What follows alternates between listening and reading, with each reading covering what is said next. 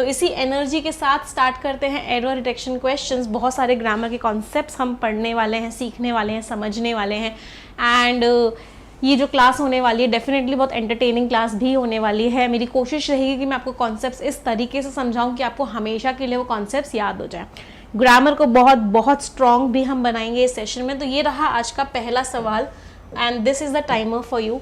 ध्यान से पढ़िए सेंटेंस को और मुझे बताइए किस पार्ट में एरर है, which part is incorrect, everyone.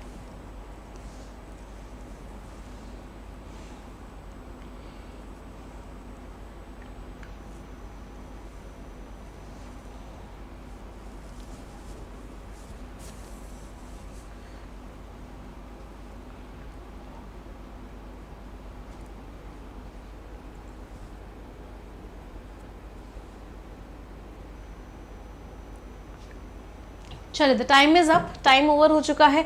आज के कॉन्सेप्ट नंबर 1 पर आते हैं और आज का कॉन्सेप्ट नंबर 1 क्या कहता है बेटा? आज का कॉन्सेप्ट नंबर 1 कहता है कि हमेशा याद रखिए जब भी आपके सेंटेंस में वन ऑफ द लिखा हुआ हो, ईच ऑफ द लिखा हुआ हो, एवरी ऑफ द तो गलत होता है क्योंकि एवरी एक प्रोनाउन नहीं होता। सिमिलरली ईदर ऑफ द लिखा हुआ हो, ईदर ऑफ द का मतलब क्या है? इन दोनों में से कोई एक, या फिर नीदर ऑफ द लिखा हुआ हो, मतलब इन दोनों में से कोई भी नहीं। तो हमेशा और हमेशा याद रखिए इस केस में जो नाउन आता है वो कैसा आता है? जो नाउन हमेशा हमारा आता है वो हमेशा हमारा प्लूरल नाउन होता है। हम कभी भी सिंगुलर नाउन को इस्तेमाल नहीं कर सकते। क्यों नहीं कर सकते? क्योंकि वन ऑफ द मीन्स बहुत सारों में से एक, तो ये बहुत सारे होने चाहिए, मतलब ये प्लूरल होना चाहिए। ईच ऑफ द हर एक में से ये प्लूरल होना चाहिए। ईदर ऑफ द दो में से एक, तो वो दो, that is plural. Neither of the उन दोनों में से कोई भी नहीं, तो इसका मतलब क्या है? प्लूरल। तो इनके आगे आप हमेशा और हमेशा प्लूरल नाउन का ही इस्तेमाल करेंगे। क्या कॉन्सेप्ट नंबर 1 सभी को क्लियर है?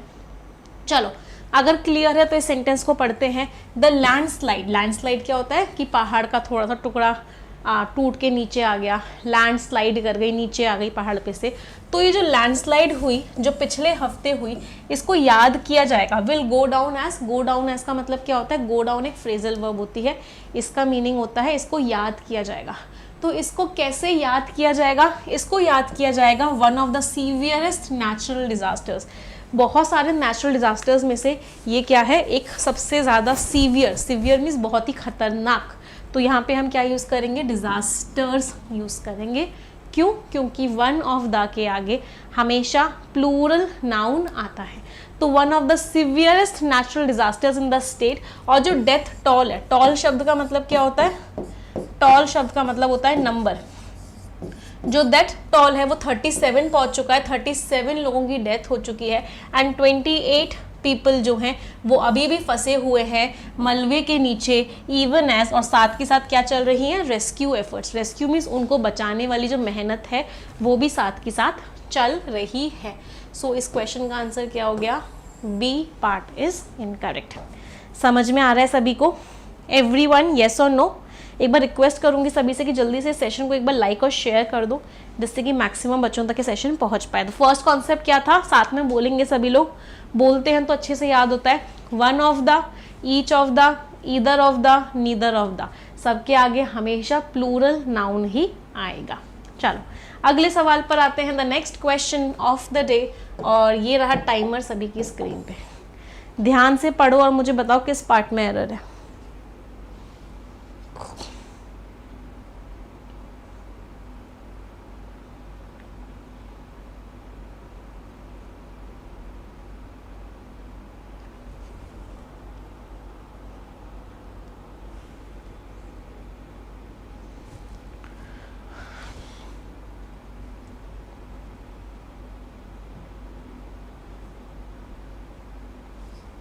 चलिए द टाइम इज अप।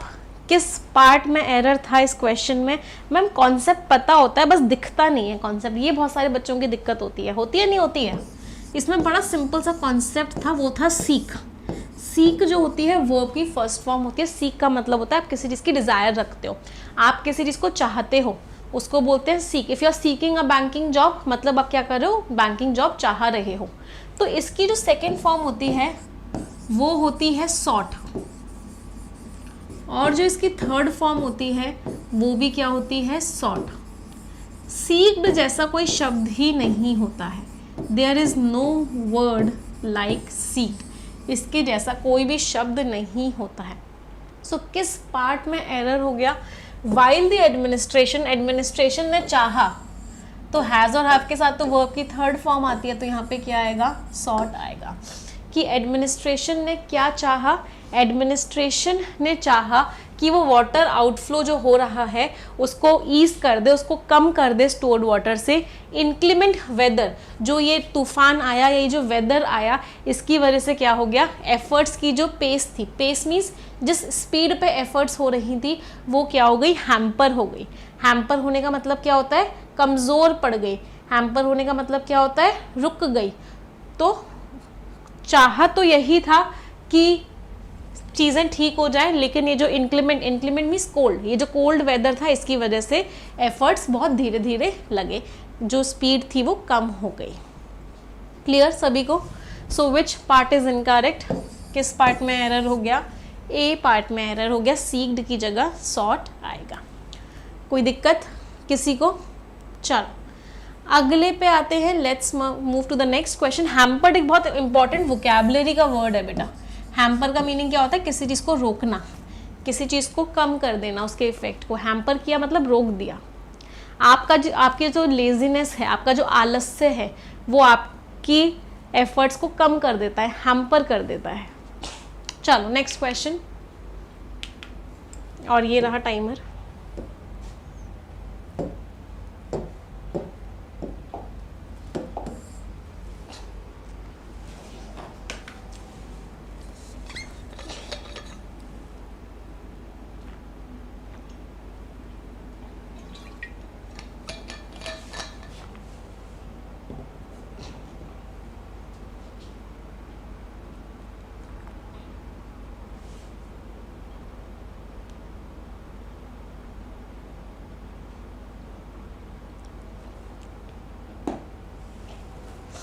चलिए द टाइम इज अप। आज के अगले कॉन्सेप्ट नंबर 3 पर आते हैं। कॉन्सेप्ट नंबर 3 है मोस्ट कंफ्यूजिंग वर्ड्स का कॉन्सेप्ट। तो 3 वर्ड्स होते हैं, एक होता है साइट, एक होता है साइट और एक होता है साइट।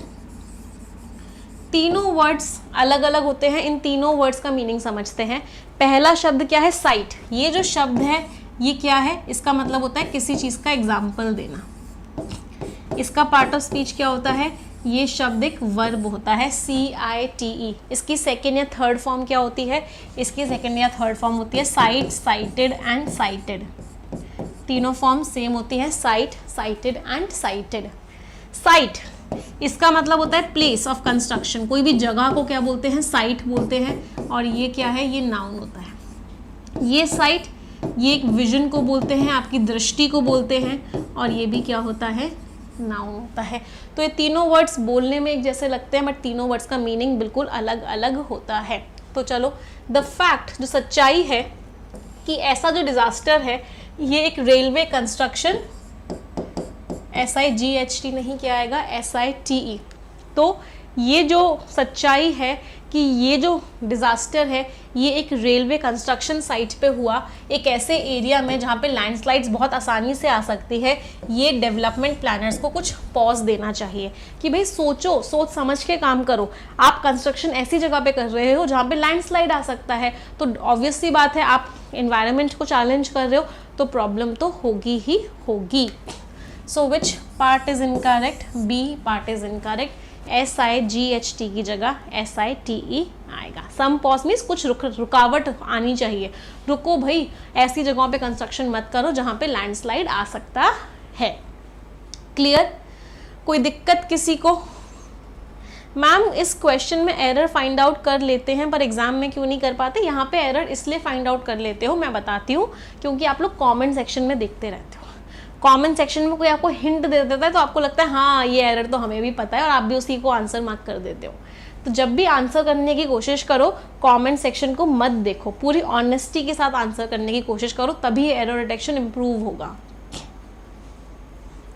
चलो नेक्स्ट क्वेश्चन, और ये रहा टाइमर सभी के लिए।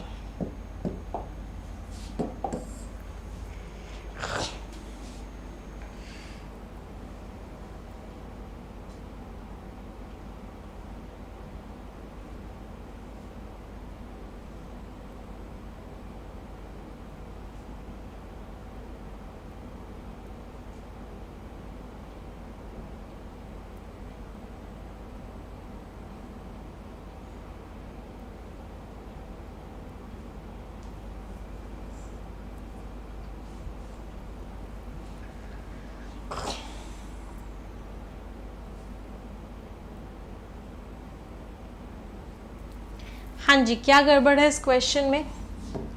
The uncertain nature of rains. अच्छा, रेन्स गलत नहीं है। बहुत सारे बच्चों का मैं आंसर यहाँ पे देख रही हूँ, वो कह रहे हैं कि मैम रेन्स गलत है। नहीं, रेन्स गलत नहीं है। रेन्स का मतलब होता है अलग अलग जगहों की रेन। यूपी में रेन आई, फिर कहीं और रेन आ गई, या बहुत ज़्यादा आ गई, बहुत कम आ गई, तो रेन्स, टेम्परेचर्स, ये सब सही होते हैं। तो जो अनसर्टेन नेचर है बारिश का, जो मॉनसून है वो सबसे ज़्यादा इंटेंस है इस साल कंपेयर टू प्रेडिक्शंस। जो हमने प्रिडिक्ट किया था उससे कई ज़्यादा इंटेंस है, कंपैरिजन हो रहा है। तो कौन सी डिग्री लगाऊंगी मैं? अगर कंपैरिजन कर रही हूँ तो कौन सी डिग्री लगेगी एडजेक्टिव की? आप ही लोग बताओ। If I am comparing, prediction से कंपेयर कर रही हूँ, जितना प्रिडिक्ट किया था उसके कंपैरिजन में मॉनसून ज़्यादा आया, तो कौन सी डिग्री लगेगी? वेरी गुड, कंपैरेटिव डिग्री लगेगी। कंपैरेटिव का मतलब क्या होता है? कंपैरेटिव का मतलब मोस्ट नहीं होता, मोर होता है। तो यहाँ पे क्या आएगा? विद द मोस्ट नहीं आएगा, मोर इंटेंस। जो मॉनसून है वो ज़्यादा हुआ प्रिडिक्शन से अगर कंपेयर करें तो। प्रिडिक्शन कम का किया था कि बारिश कम होगी, बट एक्चुअल में ज़्यादा हो गई। सो मोस्ट की जगह क्या आएगा? मोर आएगा। That means which part is incorrect? किस पार्ट में एरर हो गया? बी पार्ट में एरर हो गया। इसकी वजह से क्या हो गया? प्रॉब्लम और ज़्यादा बढ़ गई। सो बी पार्ट इज इनकरेक्ट। समझ में आ रहा है सभी को? येस और नो? एक रिक्वेस्ट करूंगी, 2200 बच्चे देख रहे हैं बट लाइक्स केवल 1000 है, ऐसा क्यों?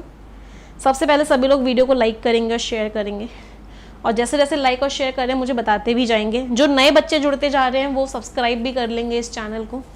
वैसे आजकल हेयर फॉल बहुत ज़्यादा हो रहा है यहाँ पे, जितनी लड़कियाँ हैं और लड़के हैं। क्या आप लोगों को भी हेयर फॉल की प्रॉब्लम हो रही है? मुझे तो बहुत हो रही है आजकल, आई डोंट नो व्हाई। या तो सीज़न ऐसा चल रहा है या क्या है। आप लोगों को भी हो रहा है क्या? चलो नेक्स्ट क्वेश्चन। और ये रहा टाइमर।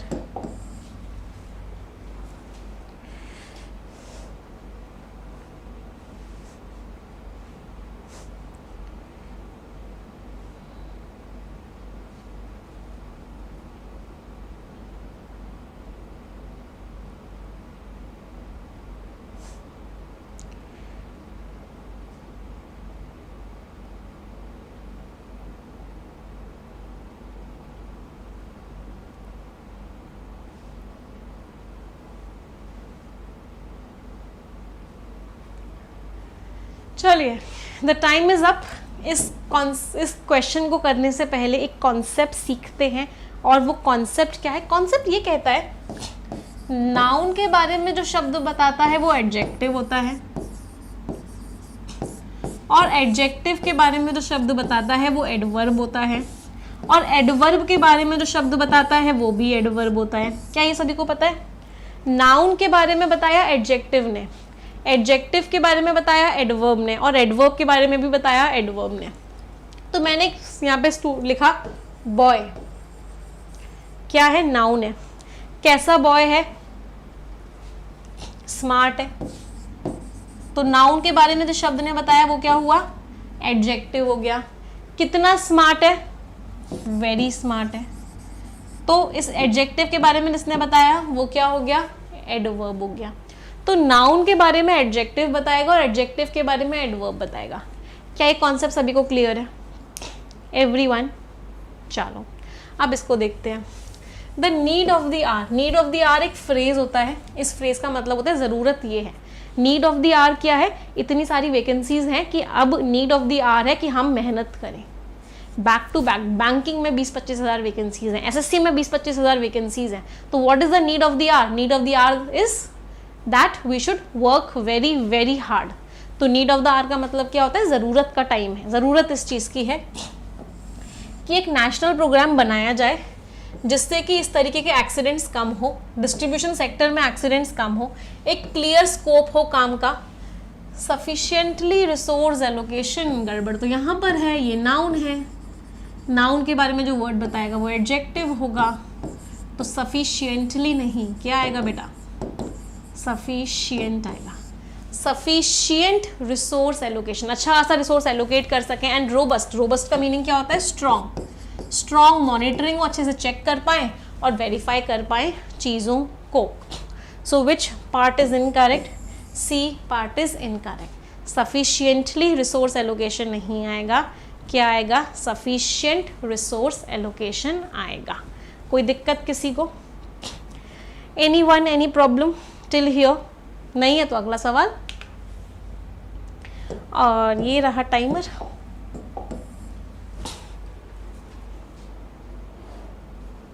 देवानंद जी कह रहे हैं यस मैम मैं तो टकला हो गया हूँ।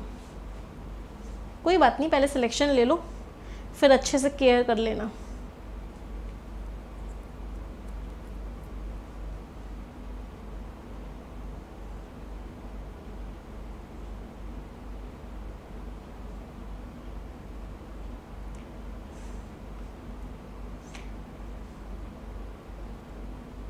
Thank you Jyoti for sharing the video. चलिए the time is up, time over हो चुका है। चलो देखते हैं इसको।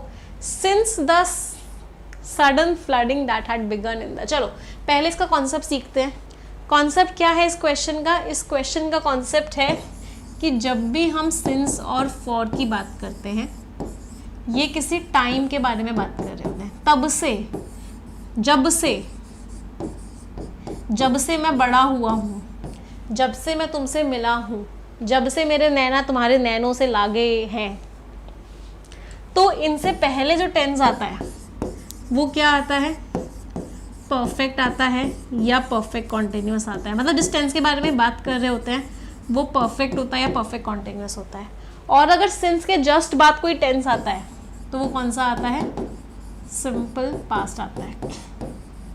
तो एक सॉन्ग था, उसकी इंग्लिश करके ही इस कॉन्सेप्ट को समझने की कोशिश करते हैं। सॉन्ग कुछ ऐसे था, जब से मेरे नैना तेरे नैनों से लागे रे तब से दीवाना हुआ मैं, ऐसे कुछ था ना। तो क्या बनेगा sentence? I have been adoring you since, मेरे नैना तेरे नैनों से लागे का मतलब क्या? मैंने तुमको देखा, तुमने मुझे देखा। In short since I saw you. तो इस सेंटेंस को अगर आप ध्यान से देखोगे तो सिंस जिस टेंस की बात कर रहा था वो कौन सा था? सिंस जिस टेंस की बात कर रहा था वो सिंपल पास्ट टेंस था। और जो हुआ उसके बाद वो कौन सा टेंस था? वो परफेक्ट या परफेक्ट कॉन्टिन्यूअस था। तो यहीं पे कॉन्सेप्ट आता है कि जब भी हम सिंस को टाइम के लिए यूज़ करते हैं या हम बता रहे होते हैं कि तब से ये काम हुआ है, तो हम सिंस से के साथ हमेशा सिंपल पास्ट टेंस लगाते हैं, हम कोई और टेंस नहीं लगा सकते। क्या ये कॉन्सेप्ट क्लियर है सभी को? एवरीवन, सभी को कॉन्सेप्ट क्लियर है? चलो मैम ये सब तो सही है, आह जो आता है उस गाने में उसकी इंग्लिश क्या होगी? नहीं, वो आह जो है वो हिंदी की फीलिंग्स हैं और उसको हम इंग्लिश में कन्वर्ट नहीं कर सकते। तो सिंस द सडन फ्लडिंग, अचानक से जो बाढ़ शुरू हुई, तो हैड बिगन नहीं आएगा, सिंपल पास्ट टेंस आएगा।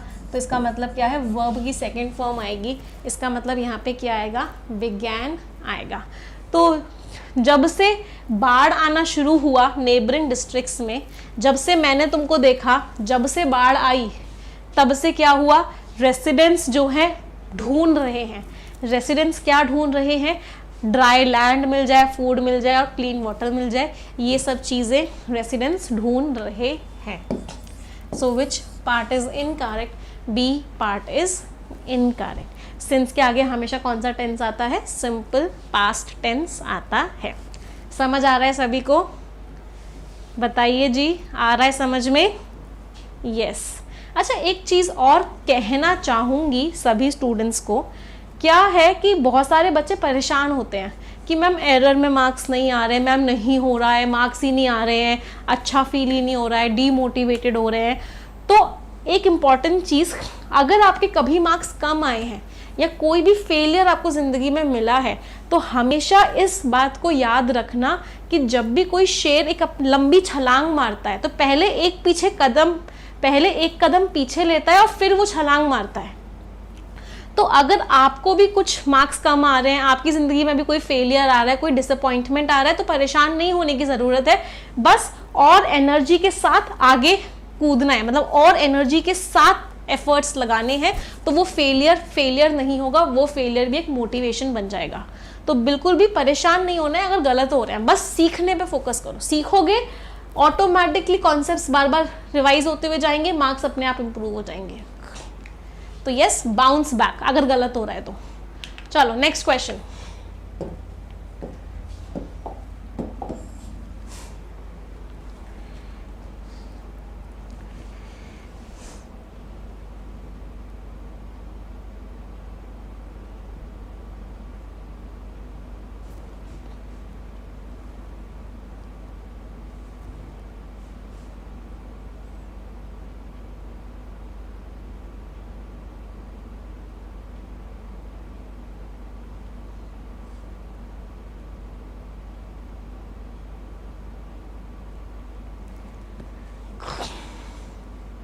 चलो टाइम इज अप। इस क्वेश्चन को करने से पहले भी इस क्वेश्चन का एक बार कॉन्सेप्ट सीख लेते हैं। कॉन्सेप्ट क्या कहता है इस क्वेश्चन का? ये कहता है कि हमारी कुछ कंट्रीज होती हैं जैसे कि United states of America USA, जैसे कि UK, UAE, European union EU, जो कंट्रीज को इस तरीके से आप लिखते हैं जिनकी एब्रीविएटेड फॉर्म एग्जिस्ट करती है, उन कंट्रीज से पहले हमेशा द लगाते हैं। तो आप क्या लिखोगे? The US, the UK, the UAE।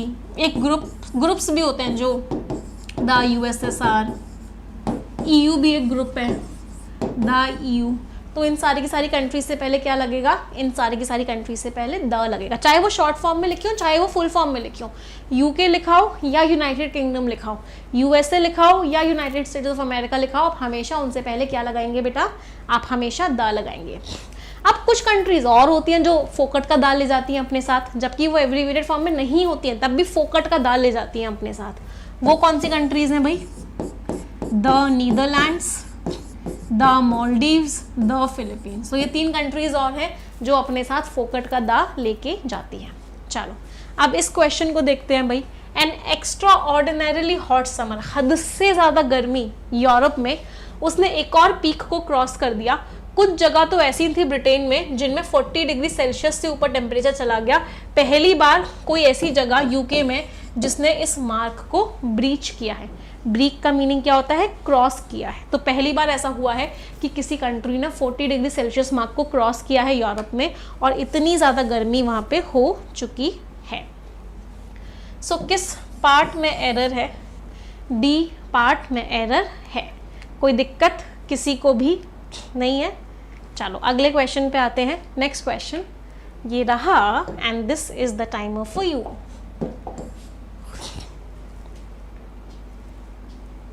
जिन लोगों को एरर डिटेक्शन में प्रॉब्लम हो रहा है ना, वो 120 रूल्स ऑफ ग्रामर पढ़ेंगे। 120 रूल्स ऑफ ग्रामर पढ़ो, बुक भी है उसकी, और उसमें 1000 क्वेश्चंस दिए हुए हैं एरर डिटेक्शन के, उनको सॉल्व करो डेली का। 15-20 क्वेश्चंस रोज सॉल्व करो वहाँ से, तो बहुत हेल्प होगी।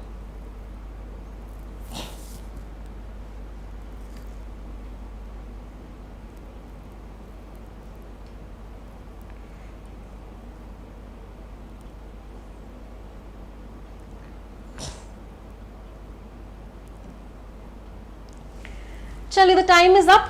अगले कॉन्सेप्ट पे आते हैं। अगला कॉन्सेप्ट बड़ा ही प्यारा और एक बड़ा ही इतना फेवरेट कॉन्सेप्ट है ना एग्जामिनर का, कि बैंक वाला एग्जामिनर, SSC वाला एग्जामिनर इस कॉन्सेप्ट से बहुत ही ज़्यादा ओवरवेल्म्ड है। ओवरवेल्म्ड का मतलब क्या होता है? भरा पड़ा है, हर बार ये कॉन्सेप्ट उठा के एग्जाम में आ जाता है। कॉन्सेप्ट क्या है? नो सूनर के साथ क्या लगाते हैं? THAN then, hardly, scarcely, barely, rarely। इनका मीनिंग होता है ना के बराबर। इनके साथ क्या लगता है? WHEN, when लगता है। तो नो सूनर के साथ THAN then लगता है, इन सब के साथ WHEN when लगता है। तो हार्डली हैडी, मुश्किल से उसने वो शब्द बोले ही थे, मुश्किल से मैंने उसको वो शब्द बोले ही थे कि क्या हुआ? दरवाज़ा खुला और पापा आ गए। क्या सेंटेंस है? मुश्किल से मैंने उसको वो शब्द बोले ही थे कि दरवाज़ा खुला और पापा सामने खड़े थे। तो हार्डली लिखा हुआ है, तो हार्डली के साथ हम क्या लगाएंगे? हार्डली के साथ THAN देन नहीं आएगा, WHEN, when आएगा. So which part is incorrect? B part is incorrect. कोई दिक्कत किसी को? चलो अगले सवाल पर आते हैं. Next question on your screen and this is the time for you.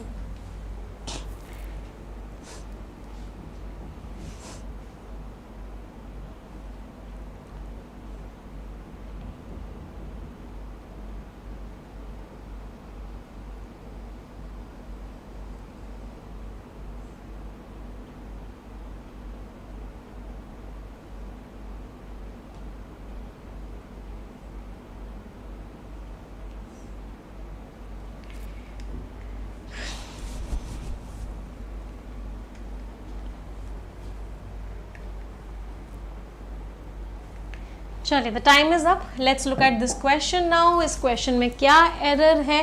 Question में गलती ये है कि बहुत सारे शब्द होते हैं. अम्यूज, अम्यूज का मीनिंग होता है एंटरटेन करना. इंजॉय, इंट्रोड्यूस, एब्सेंट, ये जो शब्द होते हैं हमारे, इन शब्दों के आगे ऑब्जेक्ट का आना जरूरी होता है. ऑब्जेक्ट क्या होता है? या तो नाउन होता है या फिर प्रोनाउन होता है. तो ये जो शब्द हैं, इन शब्दों के आगे किसी नाउन या प्रोनाउन का आना ज़रूरी है. अगर इन शब्दों के आगे कोई नाउन या प्रोनाउन नहीं है तो आपका वो सेंटेंस गलत है. Sentence is wrong. तो इस क्वेश्चन को देखें. कर्ल्ड अप मतलब मैं बैठा हुआ था सीट के कॉर्नर पे. कर्ल्ड अप का मीनिंग क्या होता है? बिल्कुल ऐसे करके बैठना. आई अम्यूज्ड, कोई भी नाउन प्रोनाउन नहीं है तो ये क्या हो गया? गलत हो गया. तो जब भी नाउन प्रोनाउन नहीं होता है तो हम क्या लगा देते हैं? वहाँ पे रिफ्लेक्सिव प्रोनाउन लगा देते हैं. अब मैडम जी ये रिफ्लेक्सिव प्रोनाउन क्या होता है? रिफ्लेक्सिव प्रोनाउन होता है my self, himself, her self, themselves, itself. ये सारे के सारे क्या हैं? ये सारे के सारे रिफ्लेक्सिव प्रोनाउंस हैं. तो यहाँ पे क्या आएगा? आई अम्यूज्ड माई सेल्फ. मैंने अपने आप को एंटरटेन किया घंटों तक सिली सिली ड्राइंग्स बना के कार्डबोर्ड पे. तो माई सेल्फ आएगा. That means which part is incorrect? किस पार्ट में एरर है? बी पार्ट में एरर है. कोई दिक्कत किसी को भी? दुविधा, परेशानी? अभी भी 2500 बच्चे देख रहे हैं बट लाइक्स केवल 1600 हैं. पता नहीं जाता क्या है आपका एक लाइक पे प्रेस करने पे. चलो ये आज का होमवर्क क्वेश्चन है. This is the homework question of the day. सभी लोग मुझे आंसर बताएंगे कि इस क्वेश्चन में क्या एरर है, इस सेंटेंस में क्या एरर है.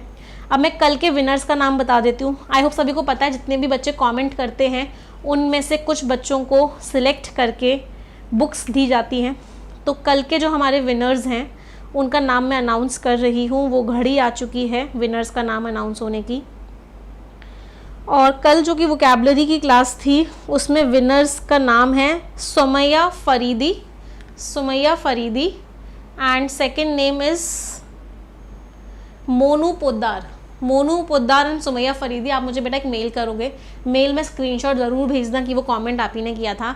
टीम आपको कांटेक्ट करेगी और आपको आपका बुक भिजवा देगी. ये आज का होमवर्क क्वेश्चन है. सभी लोग मुझे कमेंट में ज़रूर बताएंगे. तो आज का सेशन एंड कर रहे हैं. एक इम्पॉर्टेंट बात, अनअकैडमी पर 20% का ऑफ जो चल रहा था उसका आज आखिरी दिन है. आज के बाद ये ऑफर नहीं मिलेगा. तो जितने भी स्टूडेंट्स हैं जो मेरे परफेक्शन 4.0 में आना चाहते हैं, मुझसे कंप्लीट इंग्लिश पढ़ना चाहते हैं बिल्कुल बेसिक लेवल से बिल्कुल एडवांस लेवल तक, तो वो आज के आज ही अनअकैडमी लर्निंग एप्लीकेशन पर जाके सब्सक्रिप्शन ले लेंगे. 12 या 24 महीने में से कोई भी एक सब्सक्रिप्शन आप ले सकते हो. 24 महीने का लोगे सबसे सस्ता पड़ेगा. कोड क्या लगाओगे? निमिषा. पूरे अनअकैडमी लर्निंग एप्लीकेशन पे कहीं भी कोई भी कोड पूछा जाए तो आप किसी भी एग्जाम की तैयारी कर रहे हो, आज के टाइम पे इंडिया के सारे best faculties Unacademy learning application पे पढ़ाते हैं. और आपको कहीं भी कोई भी कोड पूछा जाए, आप कोड में लिखना निमिषा. आपको मैक्सिमम टू मैक्सिमम डिस्काउंट मिलेगा और आपकी सारी फ्री क्लासेस ओपन हो जाएंगी. फ्री क्लासेस भी ओपन हो जाएंगी, सब्सक्रिप्शन भी मिल जाएगा, मैक्सिमम डिस्काउंट भी मिल जाएगा. आइकॉनिक अगर लेते हो तो आपको बुक्स भी मिलती हैं और 24 महीने का लोगे तो सबसे सस्ता पड़ेगा. ठीक है, तो क्लासेस में आ जाना सब्सक्रिप्शन लेके 8:30 बजे रोज परफेक्शन 4.0. कोई डाउट हो, कोई क्वेरी हो तो अभी के अभी इस नंबर पे कॉल करके आप पूछ सकते हो. कॉल भी कर सकते हो, व्हाट्सएप भी कर सकते हो. कोई भी डाउट है और कोई भी क्वेरी है तो ठीक है. एक ये वाली बुक ले लो अगर एरर में प्रॉब्लम आ रही है तो, 120 रूल्स ऑफ ग्रामर, इसमें ग्रामर के सारे रूल्स हैं और 1000 क्वेश्चंस हैं आप लोगों को सॉल्व करने के लिए, तो you can go for this book 120 rules of grammar, जो आपको फ्लिपकार्ट या अमेजॉन सब जगह मिल जाएगी। ठीक है, ये टेलीग्राम चैनल है जिसपे आपको सारी PDF मिलती है। एक कहाँ गया, बहुत जल्दी मूव कर रहा है ना, ये रहा, चलो, इंग्लिश विद निमिषा बंसल, इस टेलीग्राम चैनल पे आपको सारी PDF मिल जाएंगी। ठीक है, हाँ बेटा, PDFs फ्री में मिल जाएंगी, बहुत सारी फ्री क्लासेस मिल जाएंगी अनअकैडमी लर्निंग एप्लीकेशन पे। और कोई दिक्कत दुविधा परेशानी आई होप नहीं है। चलो, तो आज का सेशन यही एंड करते हैं। 3 सेंटेंसेस सभी लोग मिलके बोलेंगे, 1 2 3 and go. English is a very easy language. I am very good at English and I'll definitely get my dream job. Thank you everyone. Bye bye. Take care. Stay blessed and tada.